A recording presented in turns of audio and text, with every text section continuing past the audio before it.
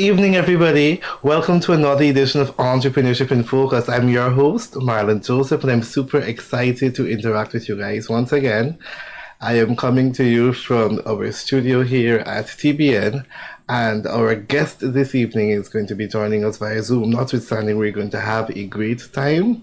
I want to shout out to some of the persons that are joining our program. I'm seeing Alex Shaw, Sunita Kausiler, and several persons joining on our YouTube channel as well. It's a pleasure to have you guys joining. Beverly Goodman, Margaret, and several other persons. It's a pleasure to have you guys. Last week we were fortunate to have a watch party, and we were talking about the people that are close to us, and we used a famous quote by I can't remember the guy's name, but it was like it was Jim Rohn, when he said, "You are the average of the five people you spend the most time with," and we were able to go through and see some of the persons whom we want to have spending or have around us so that we can be on a path to growth and a path to success. I must also let you guys know that on Saturday gone launched the National Youth Parliament.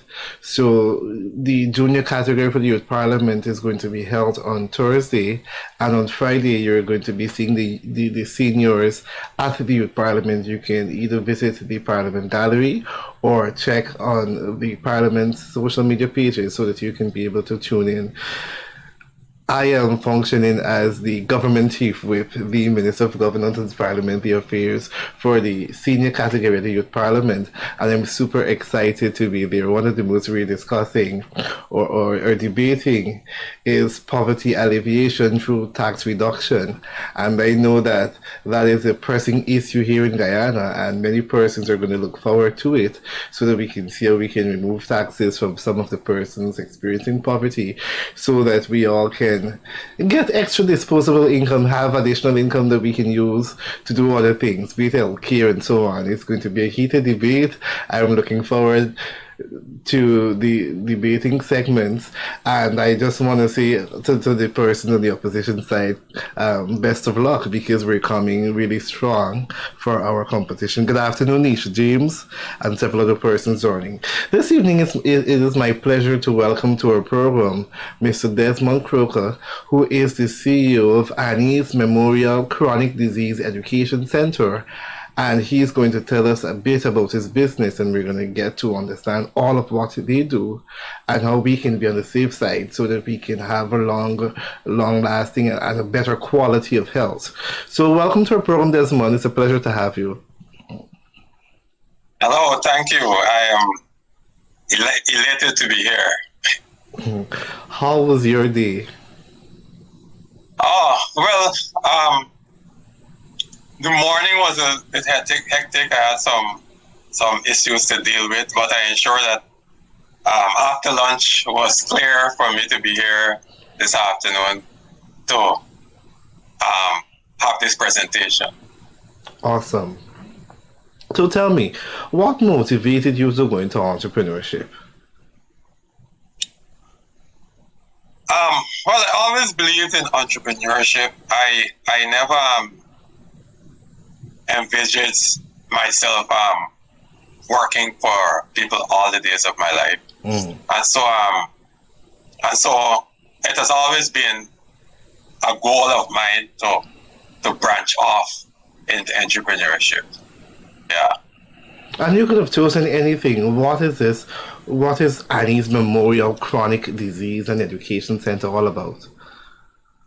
All right. It's a long story. No.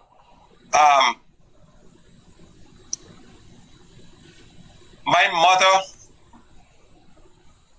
and a lot of her close relative, our siblings, our father, had diabetes, and some of them died from complications of diabetes. I am a nurse by profession. I should have said that. But up to when my mother died, even though I'm a nurse by profession, I was not au fait. I had no information as to management of diabetes as I have now. And after she died, I always wanted to do something in her memory. People tend to go by the graveside and paint it up and do all kind of things. I don't believe in that because I don't think that they can appreciate that. I believe in leaving a legacy on my loved one's behalf. And so I always was thinking of what I can do. And I left Guyana in 2005 and went to Jamaica. And in 2010, while working in Jamaica, I was introduced to diabetes education. I say, this looked like something that I would be interested in. Because, as I said, a lot of my family have suffered from complications of that, died from complications of that. So I joined the program. And what an eye-opening experience it was for me. And that's when I learned that a lot of things that people experience who have diabetes, they don't have to experience it if they had the right education. Mm-hmm. And I realized that our health system, there is a gap in our health system in terms of providing that education that people need to avoid all these complications of diabetes. And so, okay, I said to myself, okay, this is something that I will take on. And there's where it started. I from then started exploring ways in which I can do the work of helping people to understand and learn more about diabetes so that they can avoid these complications. Yeah. Awesome, and thank you for sharing. I love the fact that we were able to understand your why. Why are you doing what you do? And I love the fact that you were able to understand that because entrepreneurship gets bumpy, the road gets rough, and when people understand the why and the reason behind what they're why they're doing what they're doing, it allows persons to regain energy and to point them in the right direction. So I'm happy that you were able to clearly articulate that, and that is working well for you. So help us to understand some of the services that your organization provides. Okay, so what we offer in terms of diabetes, well, as the name suggests, it's a chronic disease management service. But our main focus is on diabetes. No chronic disease because if you really take a look at diabetes, most of the chronic diseases that people have some connection to diabetes. And so as a diabetes educator, we have to be encountering these are the chronic diseases. And so we learn to manage those chronic diseases as a subset of diabetes management. So what our aim is at Annie's Memorial, or AMSEC, which is our brand name, our aim is to give people the authority over their condition. Mm-hmm. We have this, the tradition has been that you get sick, you go to the doctor tells you what to do, and you follow the doctor orders. That has not worked. The statistics have shown that has not worked. People still don't get control of their conditions, and there are reasons why that it happens like that. For example,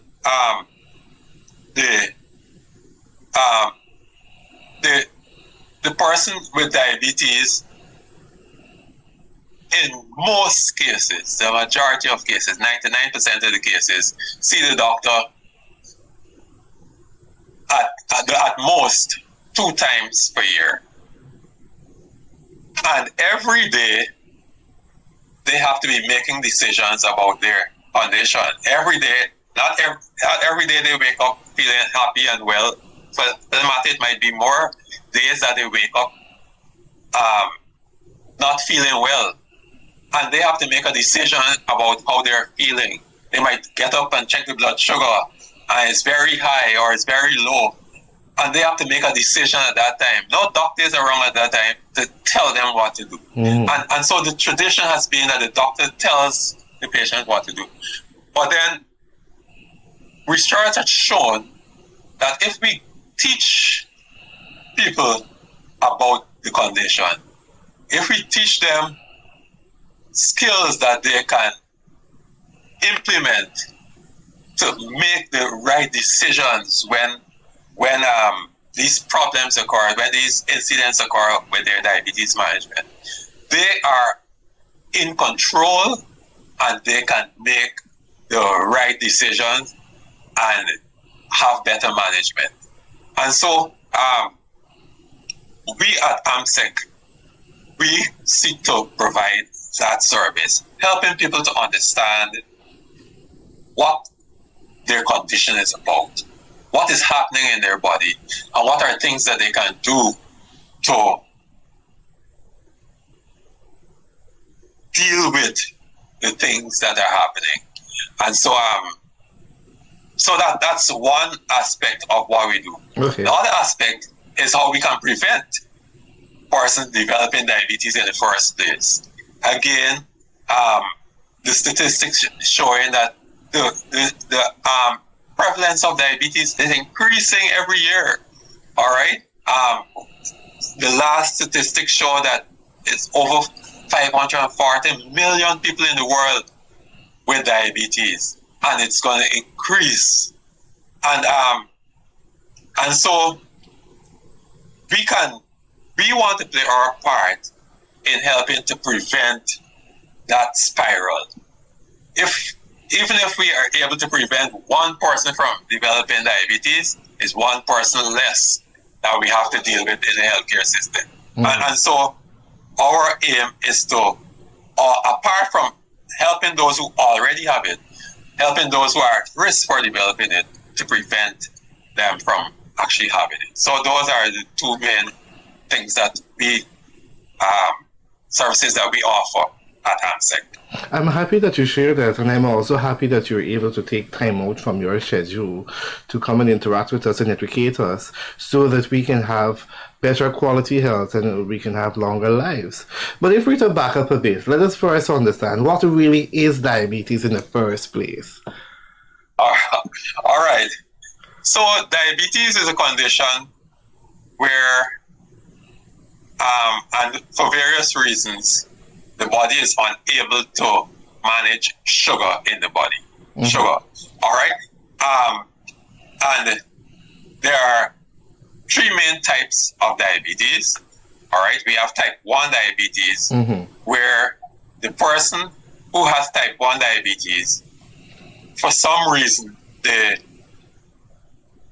pancreas, which is the organ that produces a hormone called insulin, the pancreas is unable to produce that hormone, and so insulin is not being produced. And insulin is responsible for moving the sugar from the food that we eat from the blood, because when we eat our food, it gets into our stomach, is digested, and the nutrients get into our bloodstream to go to the cells and different parts of the body. Now, glucose or sugar comes from the carbohydrates that we eat. That glucose is heading for the cells of our body. We all know that we use sugar provide energy for us, but that energy is not just provided as long as we eat, as long as we take in sugar. That sugar must get into our cells in order for us to make energy. The cells make energy from sugar. So sugar is like a raw material for energy. All right. Now, Sugar is unable to get into the cells just like that. Sugar has to pass through the door of the cell. And so insulin is that key that opens the door of the cell. So with a person who has type 1 diabetes, there is no key to open the door. So sugar sits outside of the cell waiting for the key to open the door. Okay. That's type 1 diabetes. Mm-hmm. Type 2 diabetes, on the other hand, most of the cases for type 2 diabetes, there's a condition called insulin resistance. Mm-hmm. So there's the key. We have the right key. We're trying to open the door. So the insulin is there. We're trying to open the door, but there's something blocking the keyhole. All right? And so, again, sugar is unable to get into the cell. Mm-hmm. All right? And so there's insulin resistance for type 2 diabetes, and there's destruction of the cells that produce insulin in type 1 diabetes. The third one is gestational diabetes, where women during pregnancy will just start developing high blood sugars during the pregnancy, and it usually would go away after the pregnancy is completed. All right, so those are the 3 types of diabetes. Mm-hmm. So how do we recognize early signs of diabetes? Or is there a stage before you would proclaim somebody diabetic? Help me understand. All right. The first thing, and this is that is the problem with diabetes. So the majority of the time, there's no sign, there's no symptom. All right. I have known quite a number of people that would just get a heart attack, rush to the hospital, and the doctor tell them that they have diabetes. Say, no, I don't have diabetes. All right. Generally, there's no symptom that you can identify for diabetes or in advance. A lot of times when we actually start developing symptoms is when both don't go on accelerate. Okay. All right. So having said that, so the point I'm making is that let's wait for symptoms to. All right. So having said that, there are some symptoms and signs that will indicate high blood sugar, like increased urination. Mm-hmm. All right. Increased thirst, blurry vision,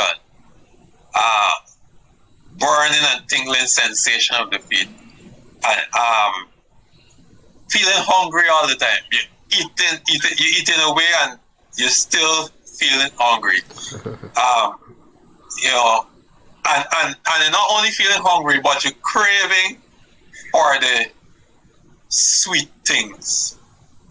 And if we go back to what my description of diabetes, we said that the sugar has to get into the cell to make energy. But what's happening is that the sugar is waiting outside of the cell, and the cell is there idle, is longing for sugar to make some energy. So the cells are going to send messages to the brain saying that we want sugar. And that is why the brain will make you feel for something sweet. You're craving for this thing. It's like if you would die if you don't get something sweet. And so, but really and truly, it's not that you need something sweet, it's that you need to get that sugar into the cell. All right. So those are some of the symptoms that would people with high blood sugar will experience. How if I could go a little further into your question, though, Marlon. You asked about how you would know beforehand, and there are some risk factors that you want to pay attention to. First of all, if you know that you have relatives, close relatives with diabetes, you are at risk for diabetes. It means that you need to use that as your cue. Just growing older put you at risk. So from the time you're 40 years and over, so from the time you hit 40 years, that alone puts you at risk for diabetes. People who are obese or overweight, they are at risk for diabetes. People of certain ethnic groups, and by the way, all of us in the Caribbean fall under some one of those ethnic groups who are at risk for diabetes. And so, apart from the symptoms and signs that I just mentioned, even if you're not having those symptoms and signs, it means that if you fall on any of those risk factors, over 40 years old, close relative with diabetes, you're overweight or obese, you fall under the ethnic group with diabetes. Women who would have had gestational diabetes that I mentioned before, they are also at risk for developing diabetes later. And so those are the things that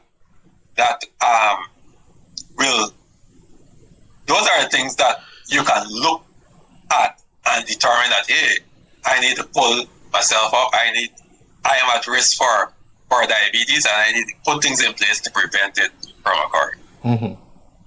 All right, so for a person like me, below the age of 40, I have nothing to worry about or concerning diabetes, even though I might be eating unhealthy and getting all of these sweet inside. All right. No, what I I'm wouldn't say asking that. is because I'm trying to ascertain if, as time progresses, more and more young people are developing diabetes. Yes. So, being over 40 is only one risk factor. So, with the age 40, you could be living healthily and no health problem up to 40. But as long as you touch 40, your risk for diabetes increase. Now, we have younger people, 10 and 12, who are obese and overweight. Wow. And that is one of the other risk factors that was identified, and so we find a lot of them developing diabetes at an early age because of that as well. So now that you've brought all of these things to our awareness, what should we do if we may have some concerns? Go to the hospital, do checks. What should we do? Or yes, you want to do your checks. All right. If you don't have diabetes, at least once a year, you want to do your checkups. Because you know that you're at risk, you do your checkups regularly. Then of course you can contact us, and we can also provide guidance for you, assess your risk factors, and provide guidance for you as well. I remember a piece of time when I used to work at the ministry. One time I went to the doctor, and everything was high. Cholesterol was high, everything was high. My foot used to swell out, kind of thing. And that was years ago. Should I be concerned right now? Yes, sure. Well, you should have followed up on that to make sure that things go back to normal. All right, because again, those are other things that can put you at risk for developing diabetes. High cholesterol, and those kinds of things, right? So you have the ABC of for diabetes development. You have the A1C, all right, which is a blood test that gives you a overview of an average of your blood sugar for the past 3 months. Then you have B, the blood pressure. So if your blood pressure is uncontrolled, blood pressure and diabetes are very good friends. They don't like to stay away from one another. So if you have diabetes, look out for blood pressure. If you have high blood pressure, look out for diabetes. So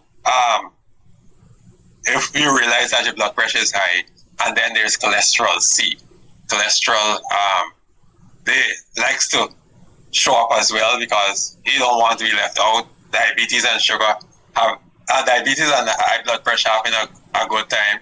I need to come in and play my part as well in destroying this body. So any of those that you notice out of whack, you need to follow up on. Mm-hmm. And what about for persons who genuinely don't like to go to the hospital or anything? For instance, me, I don't like to go to the hospital because of the long lines and stuff.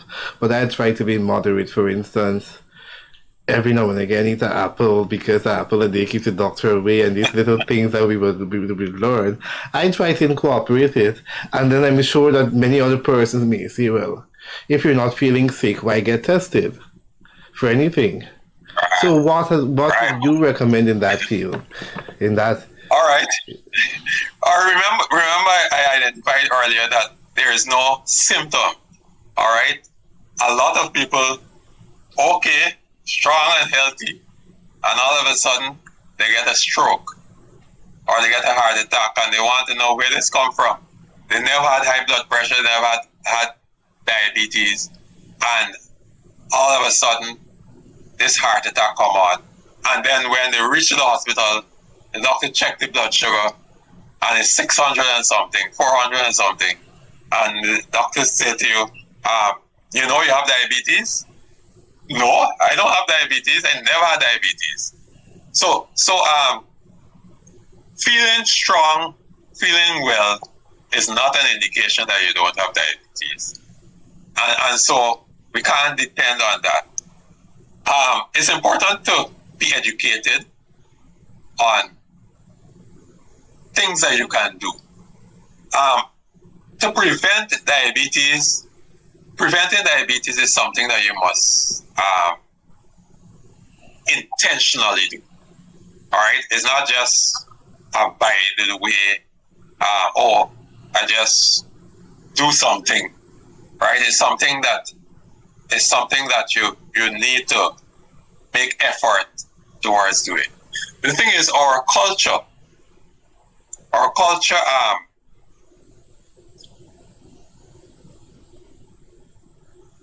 we grew up in a culture where that is not favorable to preventing diabetes. And so a lot of the things that we do, a lot of the things that we eat, actually contributes to developing chronic diseases like diabetes. And so we want to, it's about learning behavior change.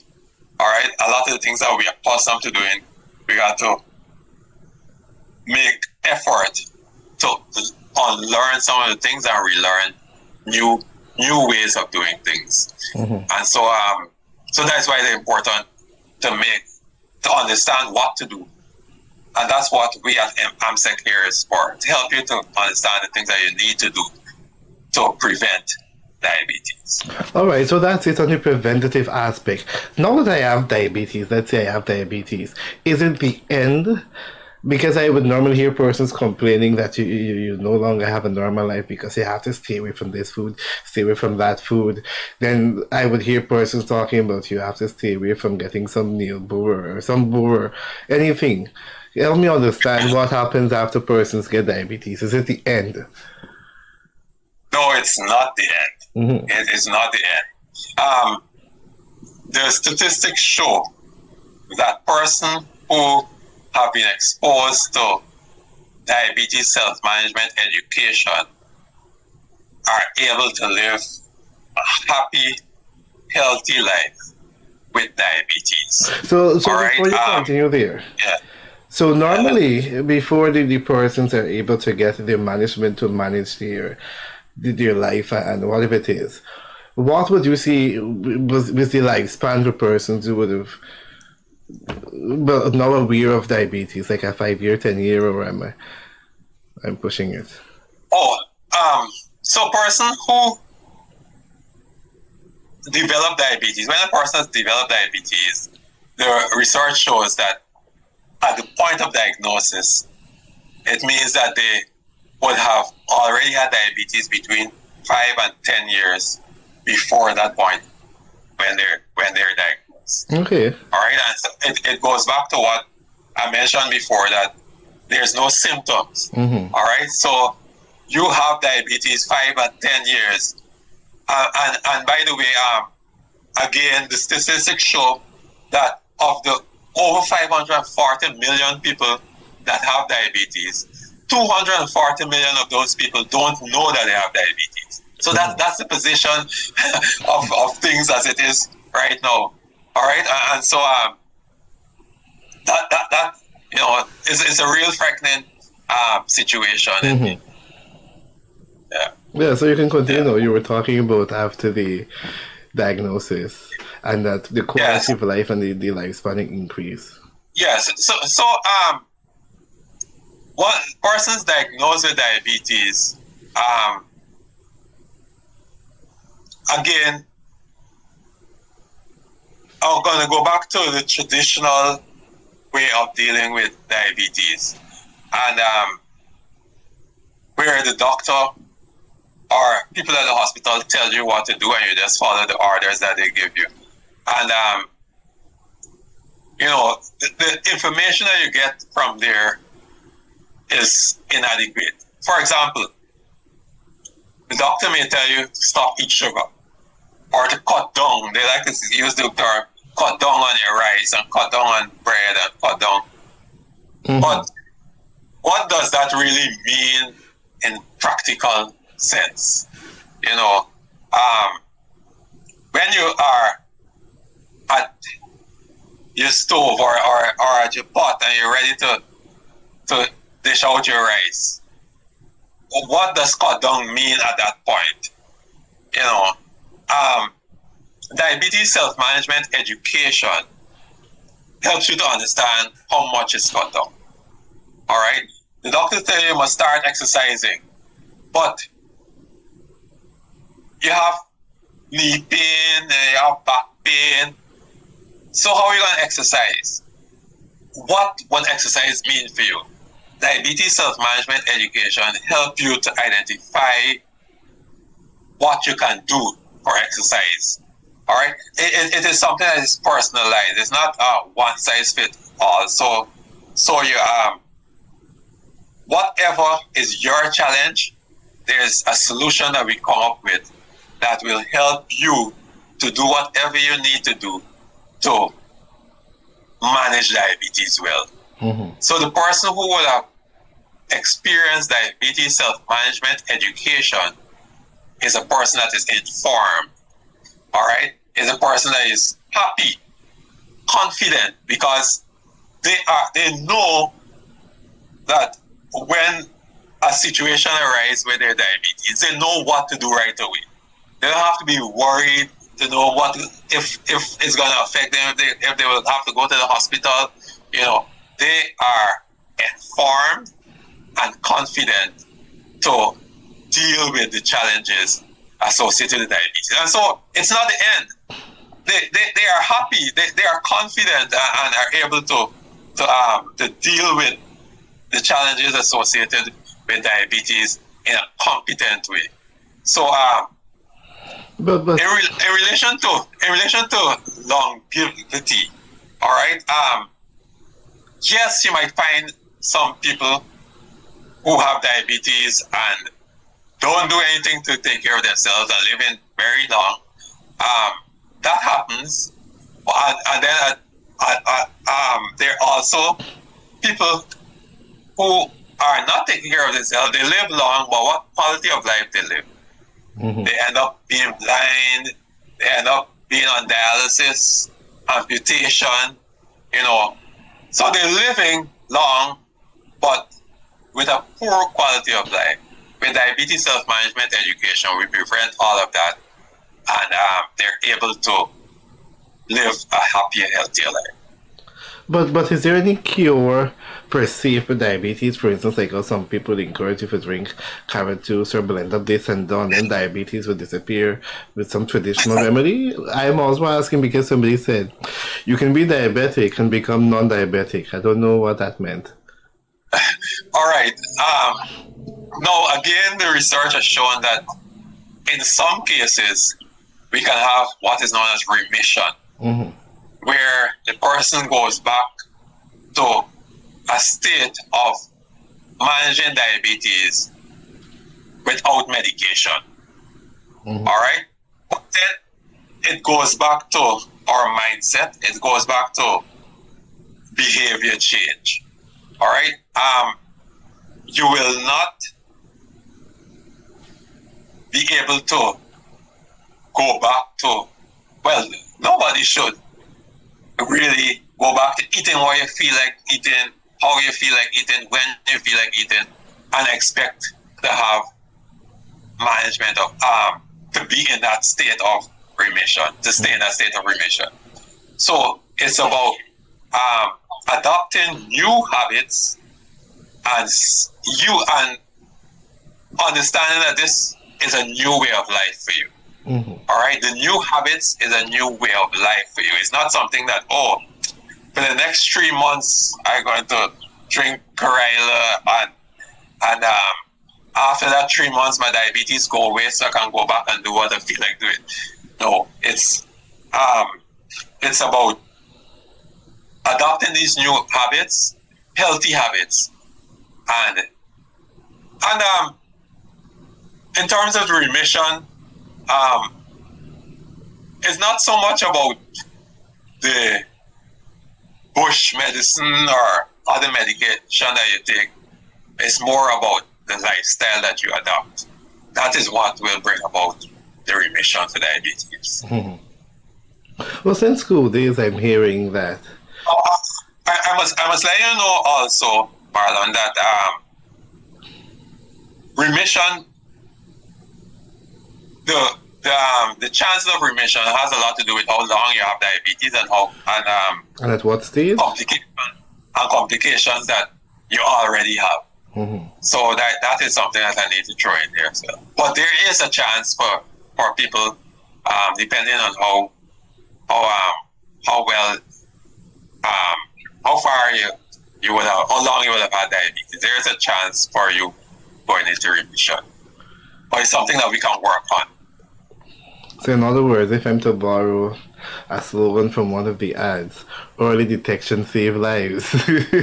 That's right. Early detection save lives. Since school days, we really thought that too much of the same thing is good for nothing, which means that you must eat in moderation and portions. But also, again, my moderation may be different than your moderation, and everybody eat based on how they feel is moderate. And even so, we need to watch what we're eating so that we can prevent diabetes or prevent sugar and cholesterol and all of these things that would come, and we can have a better quality life. Some people, you can look on their faces and you can tell that we're not judging, but you'll see all these things coming out on their faces, and it can give you an idea of what is going on within their bodies. Sometimes persons will come and look at your fingernail and see, okay, you're malnutrition or whatever the case is, and all kinds of things. So I think when we become more health conscious and we start resorting and taking care of ourselves, we better stand a chance of living a better quality life and living longer. Yes. So, I should have pulled up. There's a condition called acanthosis nigricans, where you may look at the back of somebody's neck and you see like a darkened pigmentation, like a dark line to the back of the neck. All right. A lot of people, you see it there. That is a sign of insulin resistance. I remember I said earlier that insulin resistance is what occurs most of the time with people who have type 2 diabetes. Yes. All right? Now, that person may not have yet developed diabetes, but that is a sign that they're heading towards diabetes. So again, that's another thing that we can look out for and put measures in place. I remember when I was in charge of a chronic disease clinic in Trinidad, I am making a presentation to some people with diabetes, and I'm showing them acanthosis nigricans, the sign at the back of the head there. And one of the women there said that she recalled her 12-year-old son with that behind his neck. And after he joined the football team, it disappeared. All right? Exercise. Right. And so the acanthosis nigricans is one of the signs, or one of the signs that we can identify early enough to prevent diabetes. Some other things would be like women who have polycystic ovaries. They're also at risk, all right, because the polycystic ovaries also lead to insulin resistance. And as I mentioned, insulin resistance will lead to diabetes, type 2 diabetes. Mm-hmm. Well, I'm very happy that you were able to share, because I personally knew nothing about diabetes. And the explanations that you were able to use with the sugar being outside and can't go into the cell and the key and stuff, that was very informative, and it was very clear. And Gabriela Sturge Bally, joining on YouTube, can also attest that the explanations were very to the point, and we were able to follow, as well as some of the persons joining us on Facebook. They're really receiving this information, and it's very timely, so that we can take care of ourselves, as well as the persons that we care about, Nisha James, Esther B. Soon, Susie, and Sherry, and the persons are asking as well how they can, about a number that they can contact. But just before we go there may be other facilities that are offering information or education about chronic diseases and diabetes and so on. Why should we support Annie's Memorial? All right. First of all, I have been around the Caribbean. You know, I've worked in 4 countries of the Caribbean, and I'm in touch with healthcare delivery in most of the Caribbean countries. Having said that, I know that from the perspective of the healthcare system, mm-hmm. there is the management of diabetes is below par, below a standard. All right. Like I said, I was a nurse for over 10 years when I learned about diabetes management, and you know, it was a eye-opening experience for me. So the average healthcare provider is not au fait, they're not equipped with the skills to manage diabetes. That is a plain fact. All right. No, so that alone put the service that I provide in a good position. Now, for those that would have done the training like I have, again, you know, they may also do work in wherever they are. For one, there are very few. I can actually count them, right? In the Caribbean here, we have less than 60 persons trained in the entire Caribbean in diabetes management. All right? And I'm in contact with 90% of those people. The other thing is that all of them are employed otherwise. You know, and so the effort that the time and effort that they can put into diabetes management, they don't have it because they got to focus on their job. All right. And so that is one of the reasons that I have made a decision to focus on this myself, so I can have the time to dedicate with people. Because understanding diabetes management is not a one-shot thing. We can't sit down today and we talk for an hour and you know everything that you need to know about diabetes. Because, like I said, it's something that is personalized. So it takes time. You know, we got to talk about things. You go home and you try them. You encounter the challenges with them. We come back and we talk about what challenges you have, and we look at solutions to those challenges. You know, and after a while, you develop the skill. So, you know, again, the research shows for diabetes prevention, diabetes prevention takes about 12 months to really be effective. You know, diabetes management, you know, 3 to 6 months of constant education, you will get the education and coaching will give you the skills, the knowledge that you need to be able to manage diabetes well. And so those are the reasons why I would say, you know, you really can't depend on what you get from the healthcare institutions for proper diabetes management. I am, again, I'm not going to denounce what is offered in the healthcare system. I am here to fill a gap, and that gap is education. So I don't prescribe medication. I don't do a number of things I don't do blood tests and all those things.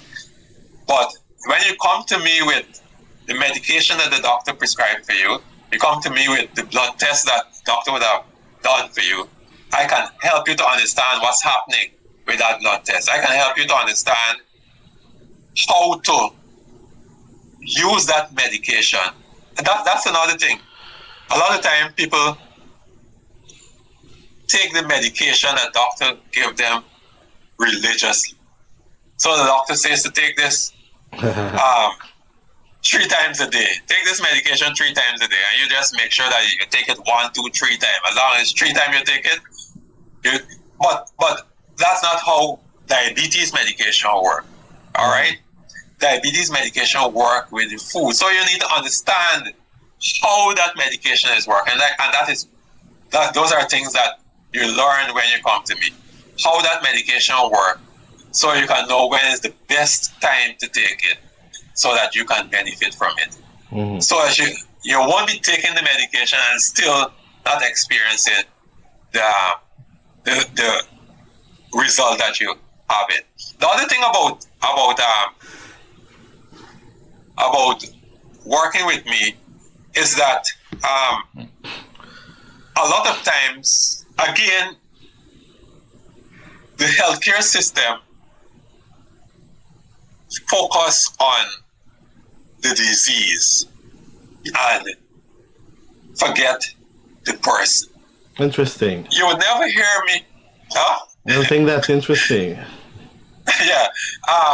You never hear me, and that is why you never hear me referring to persons as diabetic, because that for me, that is forgetting that this is an individual.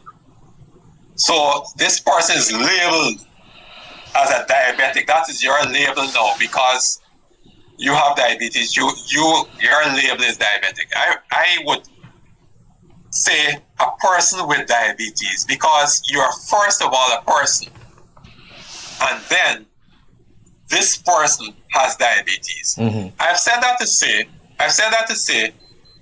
if we look at diabetes management from that perspective, we will understand that the person who has diabetes still have children to look after, they still have rent to pay, they have bills to pay, they have problems at work, they have husband to look after, they have wife to look after, and all of these can lead them to a point of frustration, depression, and guess what?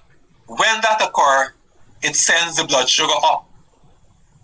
But then all of that is happening with them, and they go to the hospital, and guess what? The blood sugar is high, and so they just give them more insulin or give them more medication.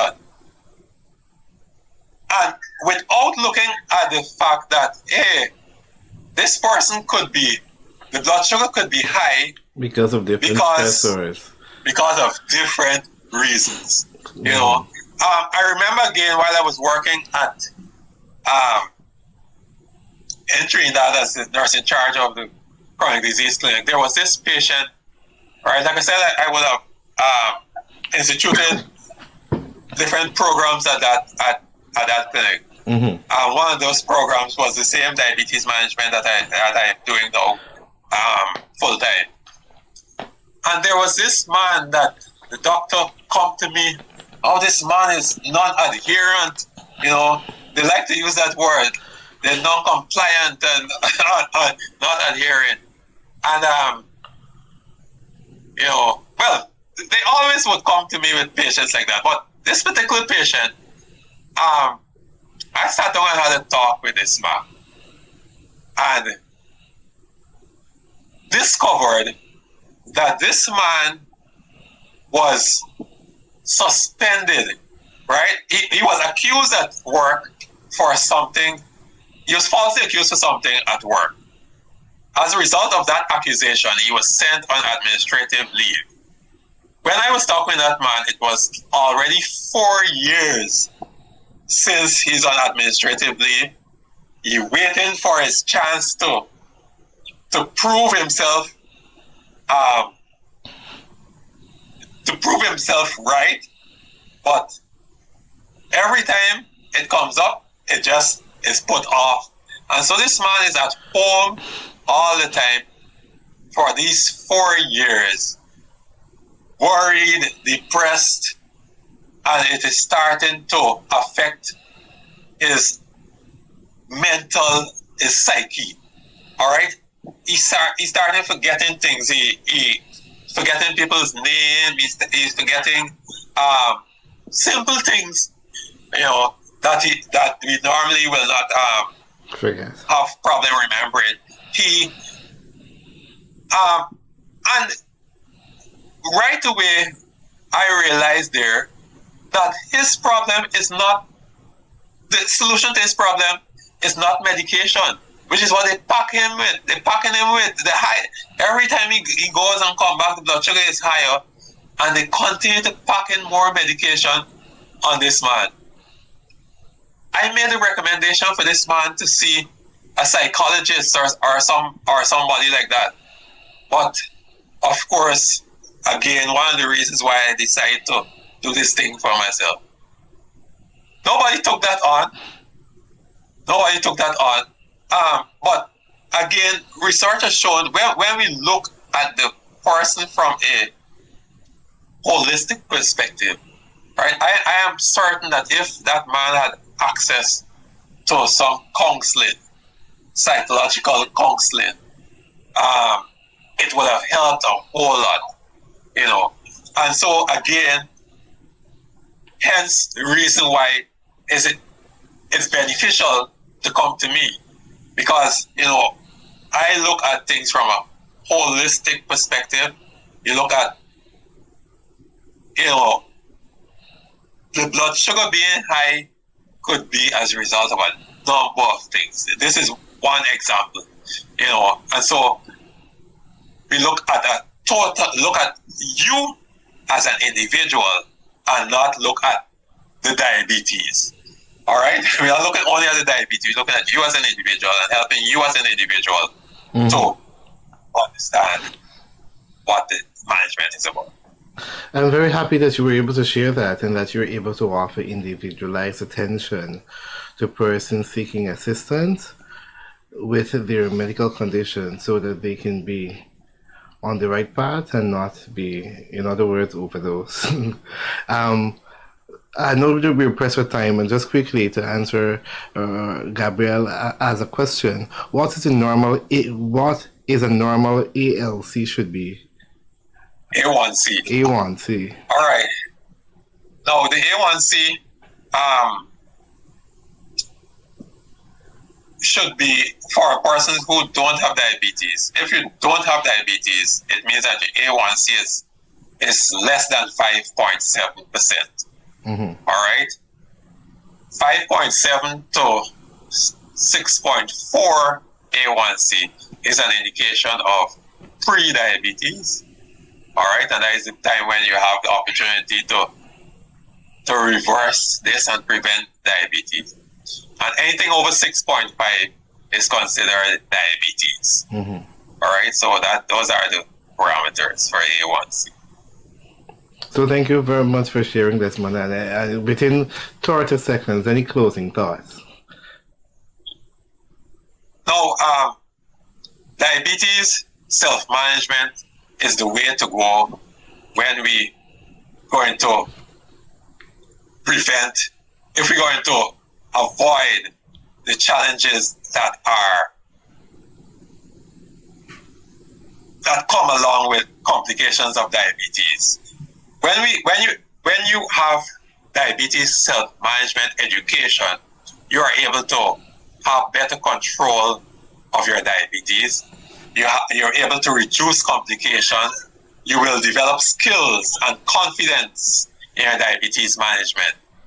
You have better lifestyle, improved lifestyle. You'll be able to manage your medication better so that you can get the best out of it. It reduces the healthcare costs that you have to be spending in going to the hospital for emergencies, right? It has psychosocial benefits. I talk about the man that had that suspension for 4 years. It helps with your psyche. So people who are stressed and depressed, whether it's as a result of your diabetes or as a result of other things that are going on in your life, diabetes self-management helps you. It helps you to do problem solving skills. All right, like I said, every day you have to deal with diabetes, and when you have diabetes self-management education, you are confident on the skills and the knowledge you need to follow to deal with those challenges. So again, I want to introduce diabetes self-management education to you. If you have diabetes, for those who are at risk for diabetes, we can prevent diabetes with diabetes prevention. And so I believe that if we can prevent it, that's the best thing. But if we have it, we want to prevent the complications and live healthier, happier lives.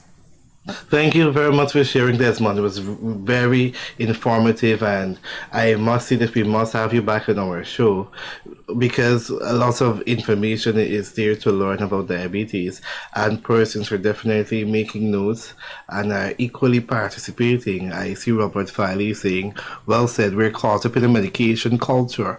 Doctors seek the easiest way out in order to get the next patient. Every patient needs individualized care catered to their specific situation. And I'm very happy that that is what you are offering at AMSEC. Fortunately, I have your contact information and I would have shared it within our chat so that persons can be able to connect with you and they can be able to learn and benefit from some of the services you offer. I'd like to use the opportunity as well to thank our loyal viewers and supporters of our program for tuning in every Tuesday night so that we can participate and interact and grow together as iron sharpens iron. Together we win. And of course, I'd like to shout out to the technical team that are working behind the scenes to ensure that our program is of quality and that we're able to come to you live every Tuesday evening. Thank you very much. Marlon Joseph signing out. Do take care for now.